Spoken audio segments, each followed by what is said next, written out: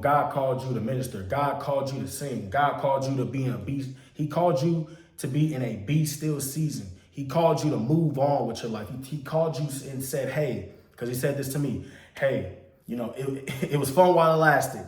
It was cool. It was good while it lasted, but I'm doing a new thing. Isaiah 43:19. I'm doing a new thing in your life. Jeremiah 29, verse 11. I have plans to prosper you and to give you a hope in the future. God doesn't want you to be stagnant.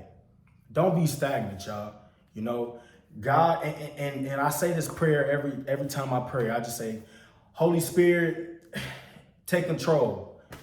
God, wherever you want me to go, whatever you want me to do, I'll do it, because he has a plan. He has plans to give us a hope in the future and not to harm us. Jeremiah 29:11. God is not out to get y'all. A lot of people may be like, oh, I need this job, or, this job give me good benefits, or like with Live, a lot of people be like, it feels good to have this freedom and whatever the case may be. But it's like, yes, it's good to have that freedom, but there's other things. Because people that do TikTok, we're basically entrepreneurs. Basically, we we love that sense of freedom. We love that sense of freedom, but we tend to forget. And I say we because I tend to forget at times.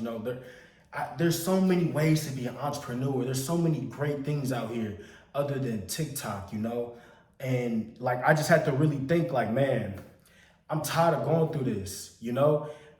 I don't have the support on TikTok like everybody else has. I just don't. I just have to be real with myself. Like, I don't have the support that everybody else has.